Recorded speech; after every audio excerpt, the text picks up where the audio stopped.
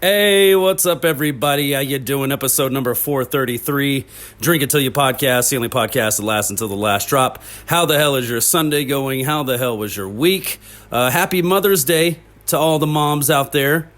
Mother's Day Sunday here. I am drinking a couple of White Claws. Hadn't had a sip yet, but I'm going to go ahead and crack one open. If you got them, drink them. Bottoms up. Cheers, everybody.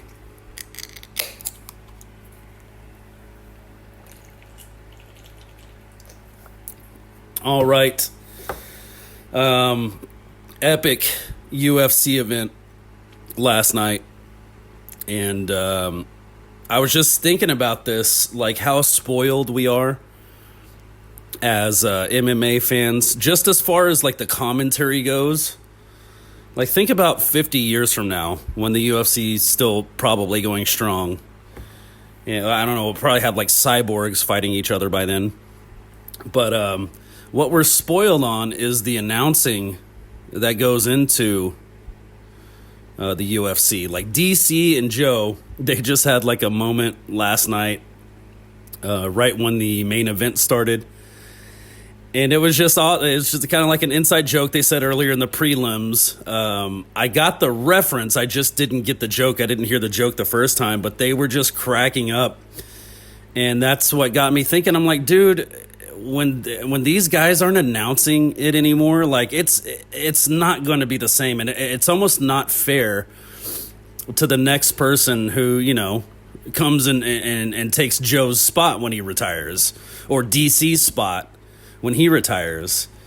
You know, it's like I just feel personally just so spoiled that we get to listen to these guys. These guys love the fight game. They're friends. You know, they do the announcing thing. I think Joe's never competed in UFC, oddly enough, but he's just a great resource. I mean, he's practiced it enough in his life to know what the hell he's talking about.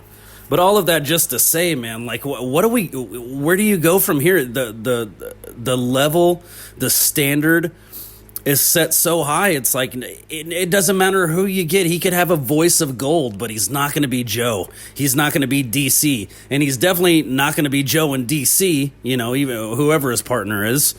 They're not going to be Joe and DC going back and forth. So I'm really, you know, just cherishing what we have here because, you know, not to say other fighters, I'm sure, you know, as you can see, they get into the broadcasting. Weidman, who just got accepted into the UFC Hall of Fame, so congratulations on that. That's awesome.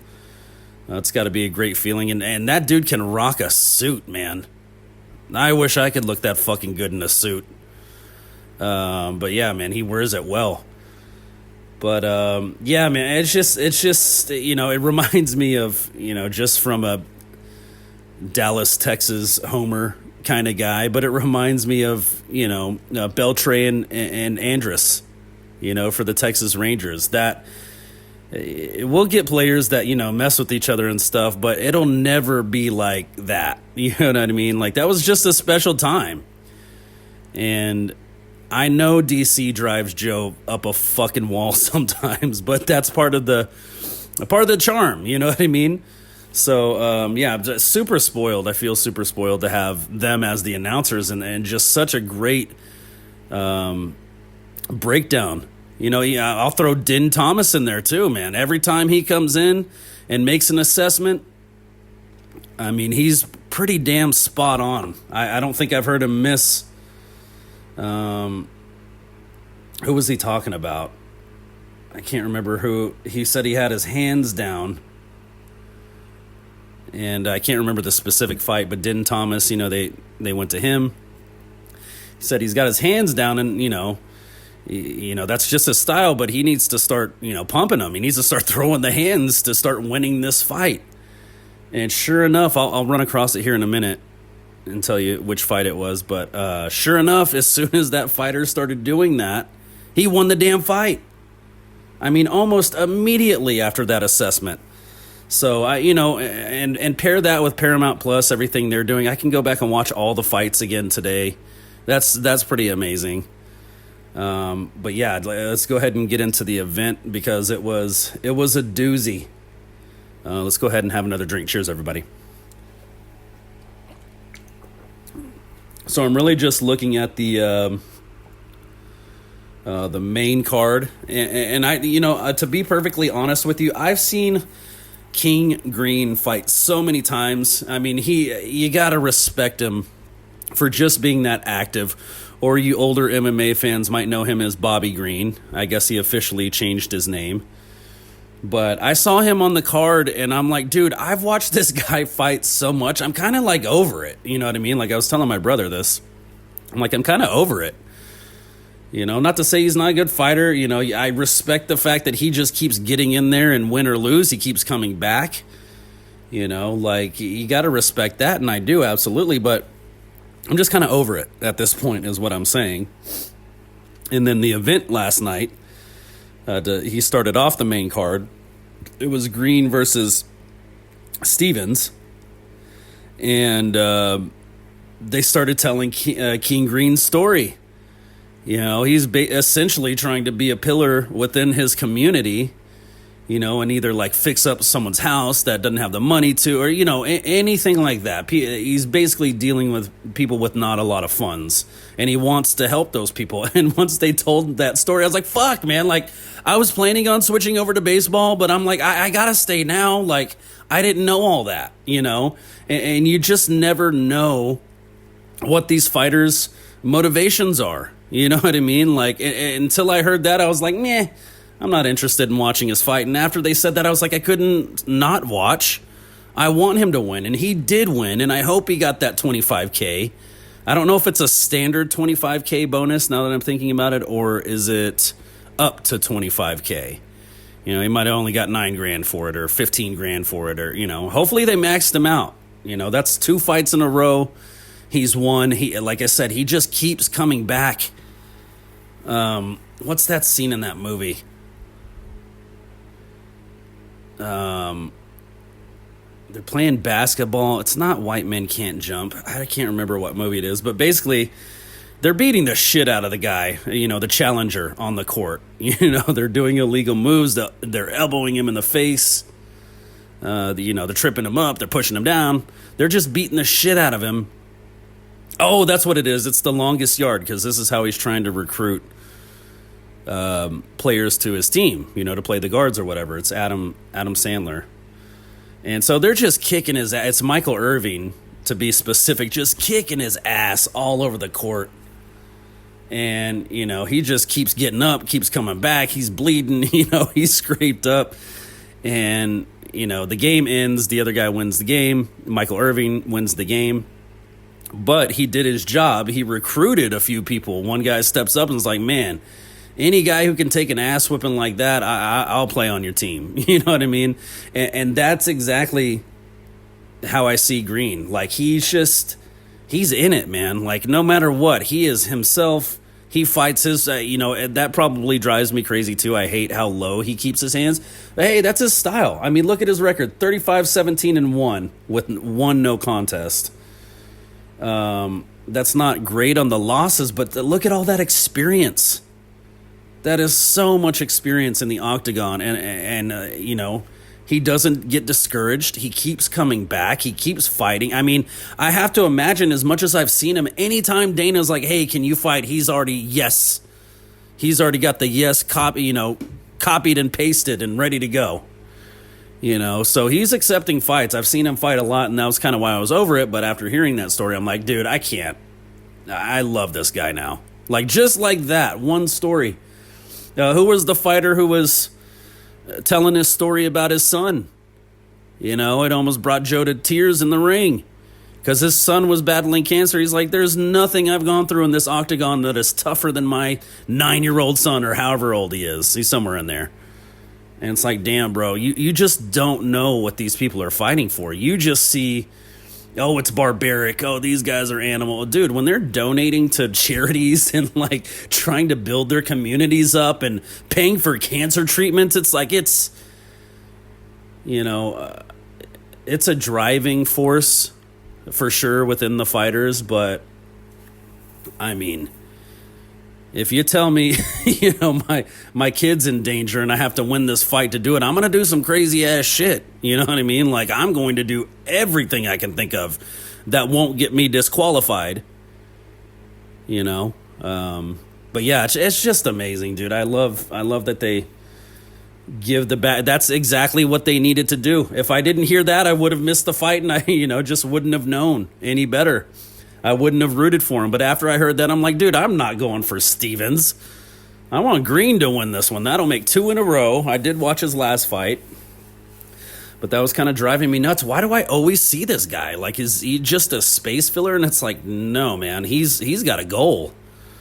He's going to keep taking the ass whoopings. He's going to keep taking the victories. Now they pay him $25K or possibly up to $25K, which is, that's almost life-changing for, it's life-changing for a lot of people. It can be if you do it right. So anyway, Sean Brady beats Buckley. That puts Buckley at 21-8-0. That puts Sean Brady at 19-2-0. And I did notice, was Sean Brady hurt his last fight? I think he lost his last fight.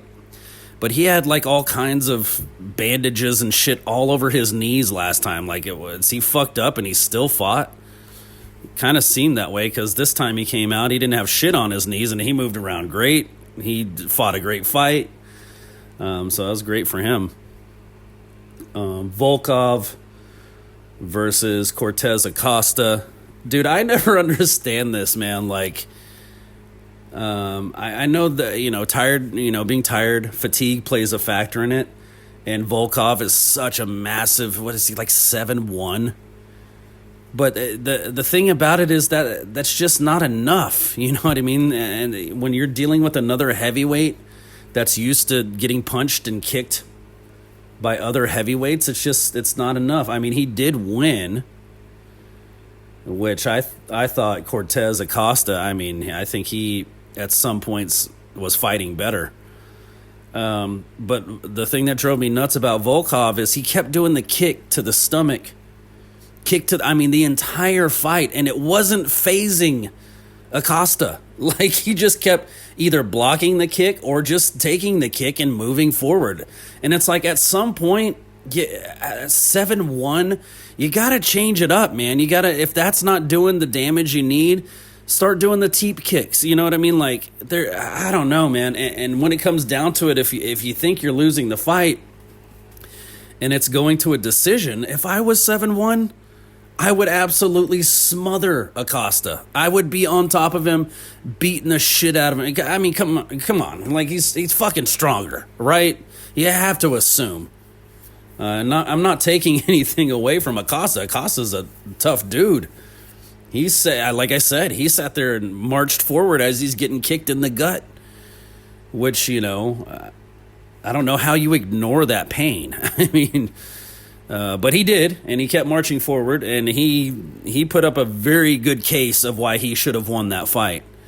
I just don't understand the lack of, I know they work for months in the training camps, and, they work on these specific plans, but I would have to imagine it's like any other sport. It's like baseball. It's like hockey. It's like football. It's like NBA. You see the other team start to do something that you have to adjust to counter. You know what I mean? And I guess he outpointed him. Those kicks to the gut, they added up to a victory. But I don't know, man. With that big size, you should have pressed the guy. He shouldn't have even had space. Volkov was backing up a lot of the time. It's like, are you serious? Like... bull rush him, bro. Knock him back. Push him up against the fence. Maybe that's not the kind of fight they wanted, but I don't know. I just don't see the point of letting technically smaller guy back you down. And like I said, I'm not taking anything away from Acosta, but Volkov does come out on top. Van versus Tara, I believe is how you say it. This was such an epic fight, man. I already liked Van. I've watched a few of his fights already, and I'm like, damn, this guy's good, and he's young. You know what I mean? Like, he's got something going here. And they kind of interviewed him about, his gym he went to. It's called something with a 4 in it. I can't remember. He kept calling it the 4. But he said when he first went in that gym, they kicked his ass. The first day, they beat the shit out of him. And he went home, licked his wounds and was like, fuck that, I'm going back again. And he kept going back. And I guarantee you, last night he was thankful he kept going back. He was thankful he kept getting his ass kicked, because it really showed. Tyra is not I'm sorry if I'm butchering his name, but Tyra is not a bitch. He had a great fucking, there was points I was like, Tyra's going to win this thing. He's like grappling him. He's not out striking him necessarily, but he's still hitting him. When Van can get to his feet, he's getting outstruck, but it didn't seem like the first couple of rounds Van could get to his feet. So I'm like, this dude is a monster. And Van just stuck in there. I'm sure all that shit played into his mind. That first day rolling on the mats with those dudes that are just tying him up like a pretzel. The first day getting into the ring, doing some boxing, the dude's just, having his way with him. I bet all of that shit played into his mind. And he pulled it out. KO/TKO. And Tyra was a little upset because he thought the stoppage was early. But at the same time, I mean, by the end of the fight, he wasn't stopping anything that Van was throwing at him. And I mean, it was like a jab, hook, cross, jab. I mean, he was hitting them with combinations, So, it was like four of the last punches. I mean, Tyra's going backwards and, bouncing off of the fence and still getting hit with that. I mean, I think it was I know he wanted to keep going, but he was getting his ass kicked. I mean, the ref felt he was not protecting himself enough. Now, if he would have blocked 2 of those shots, it might have been a different point. But I mean, by that point, Van was teeing off on him. He had it going downhill on him.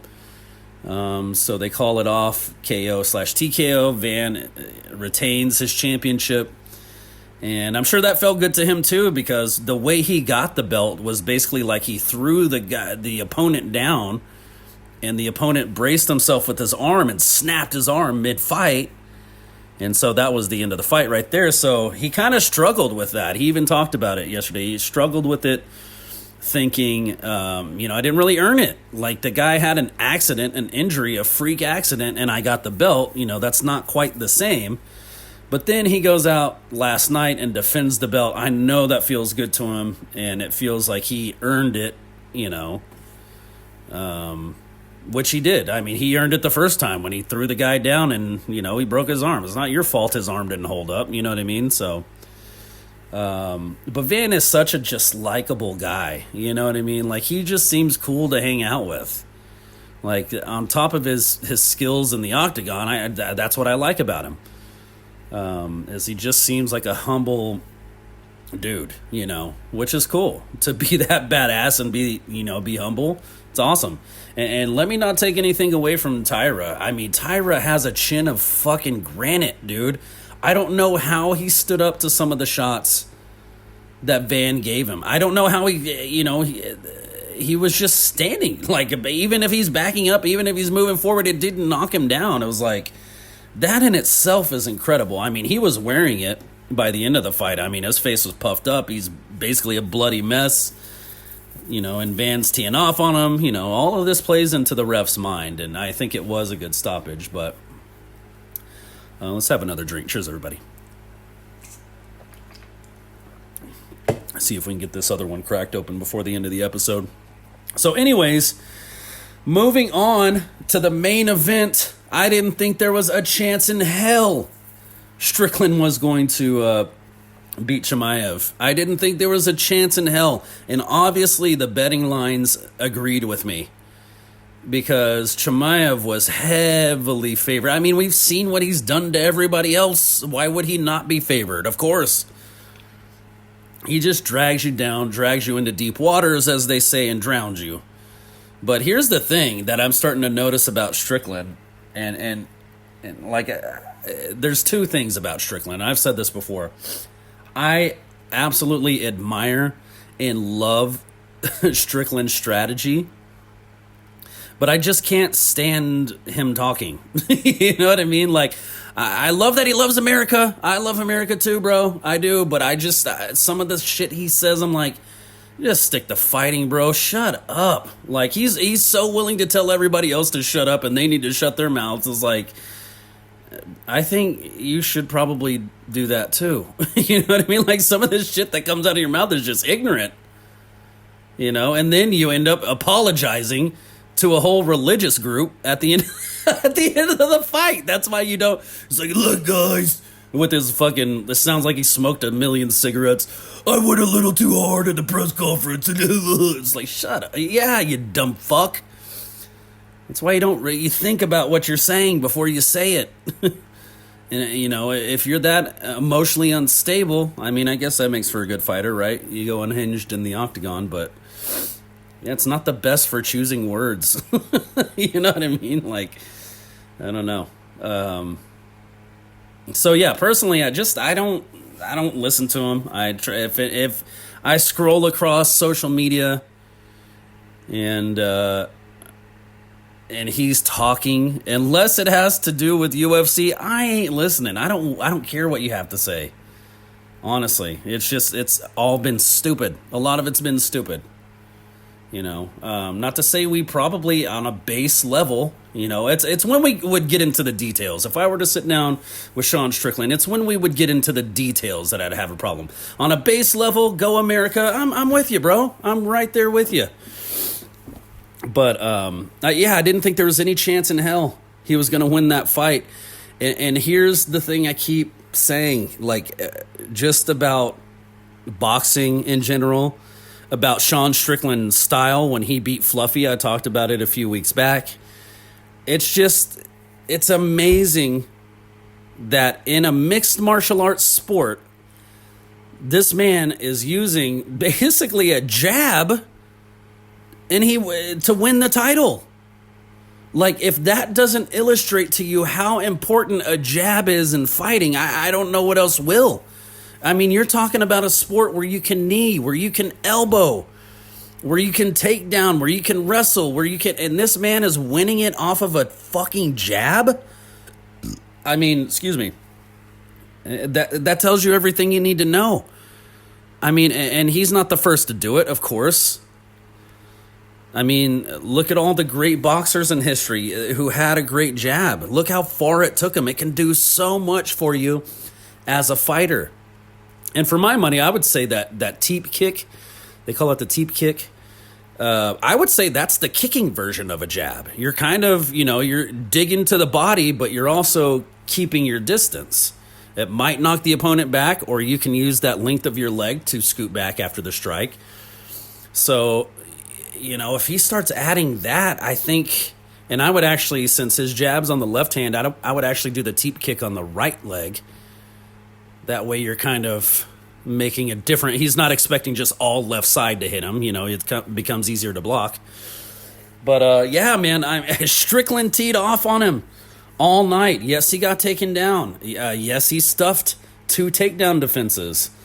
And there's people upset that Strickland won because of the takedowns, and a lot of people are arguing back that he didn't do anything with it. Like, just a takedown alone is not enough to score you points to win a fight.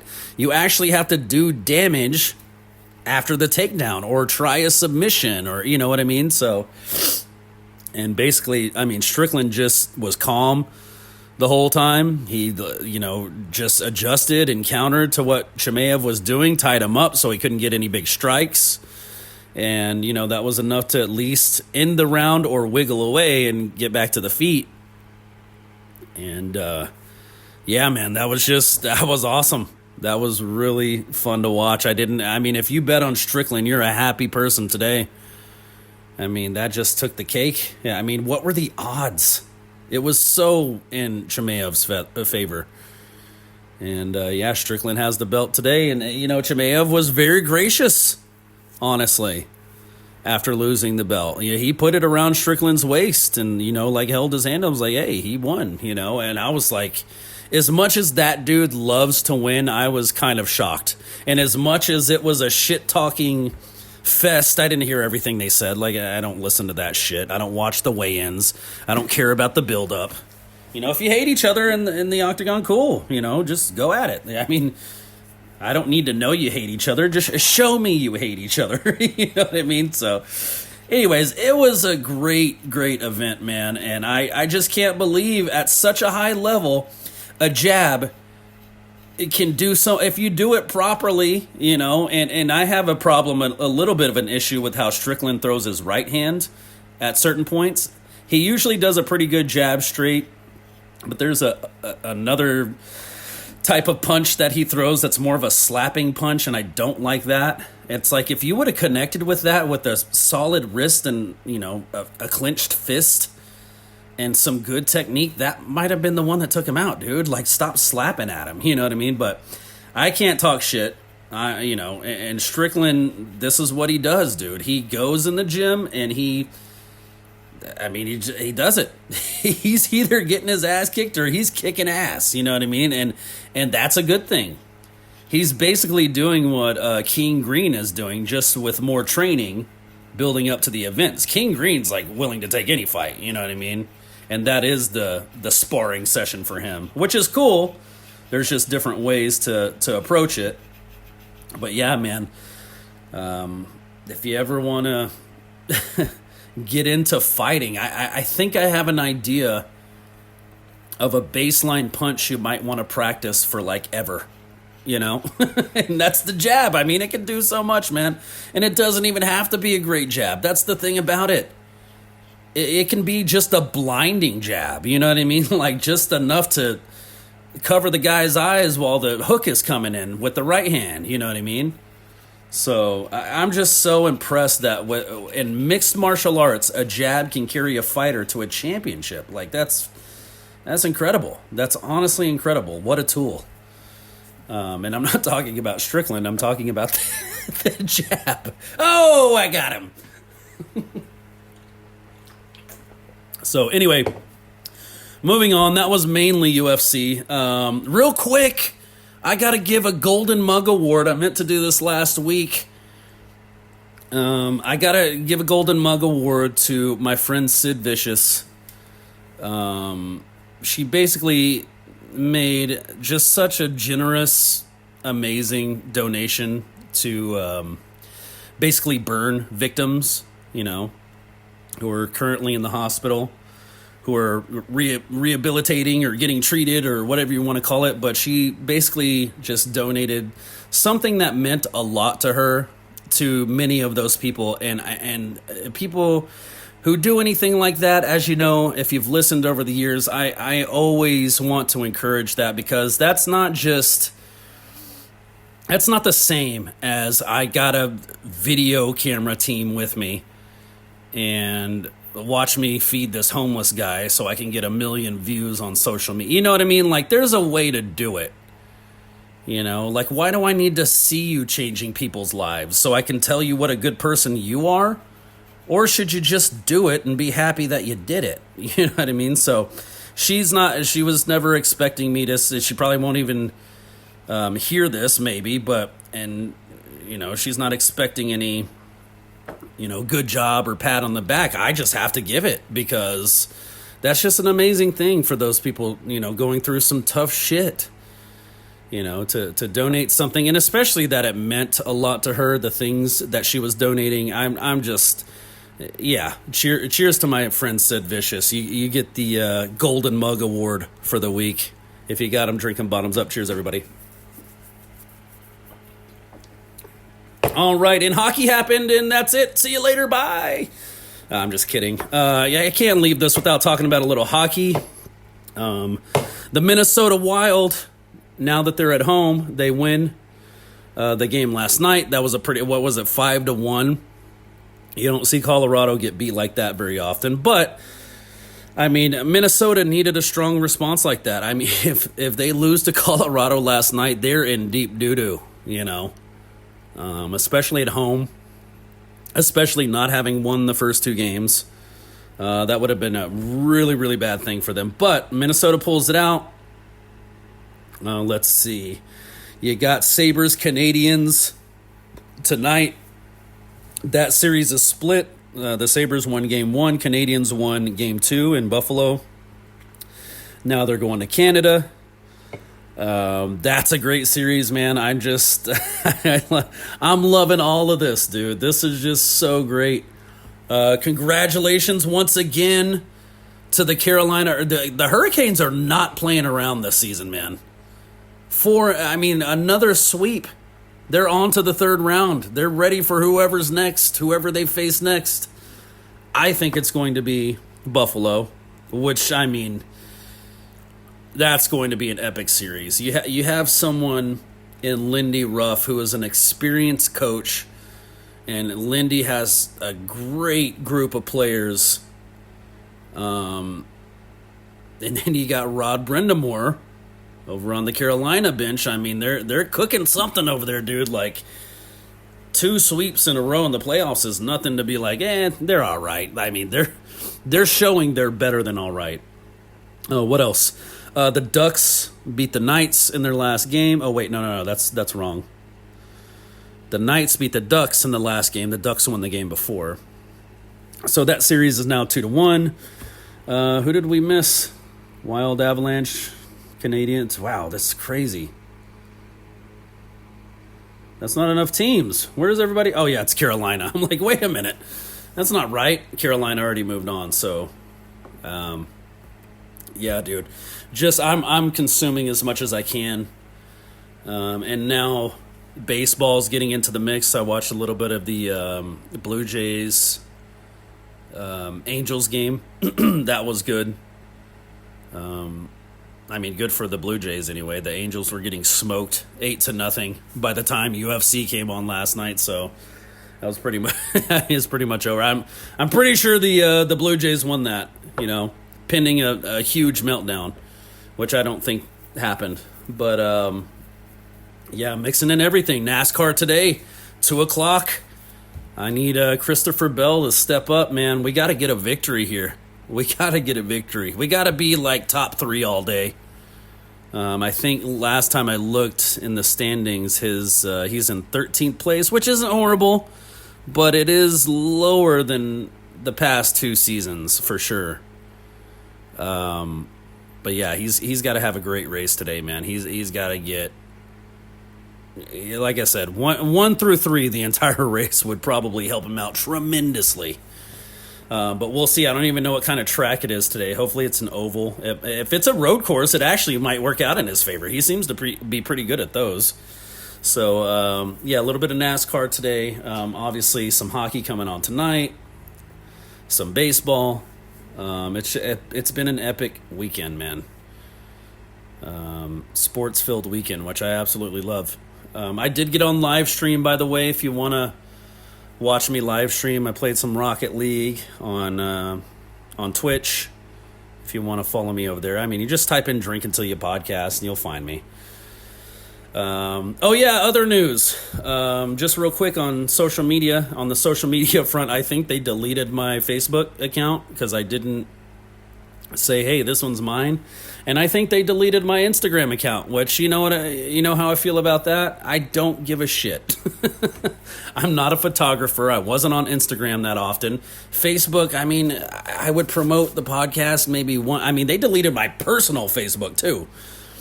And I'm just like, go ahead. I don't care. They keep sending me these emails like I'm supposed to panic or something. And I'm like, I don't give a fuck. Delete it.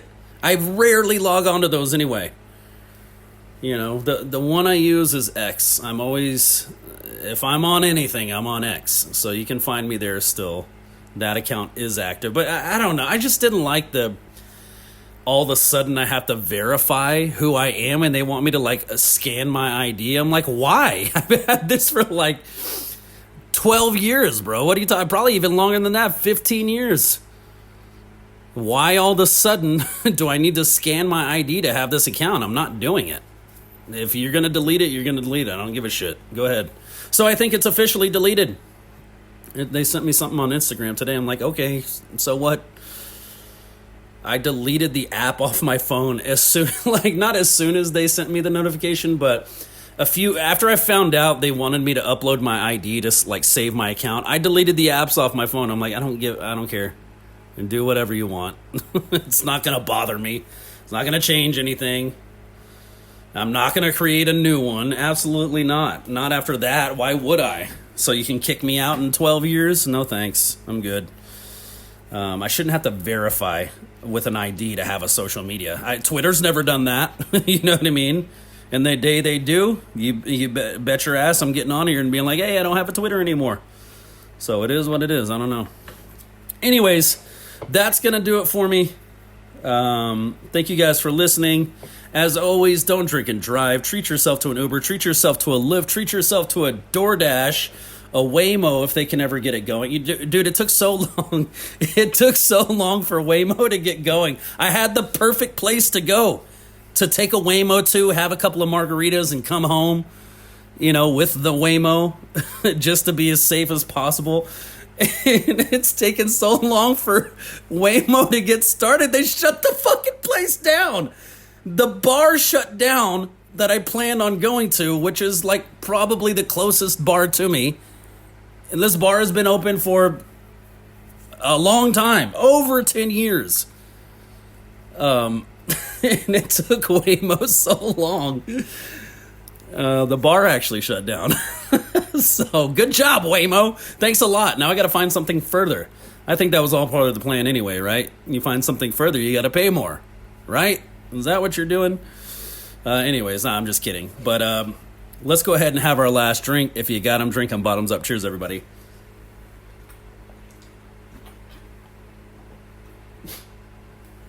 It honestly is incredible. I waited this whole time with this, it wasn't like a great plan, it was just a simple plan, but I knew exactly which bar I wanted to go to, and then it shut down before Waymo. I mean, we're halfway through the year, aren't we? Almost. And they said this was supposed to be done, I need to stop talking shit and look into it, because I might be able to get one right now, and I don't know, I'm uninformed. I just would have thought I would have seen an advertisement by now. Now in DFW, you know how YouTube likes to get you? Or Rumble likes to hit you with advertisements? Now in Dallas, Fort Worth, you can get a Waymo. Fully automated. Yeah, I don't know. I hadn't seen any ads, so I'm assuming they're just not up and running. So anyways, don't drink and drive. Be smart. Be safe. I love you all. I finished this off. Wait, did I? Now I did. I love you all. I will talk to you next week. Bye.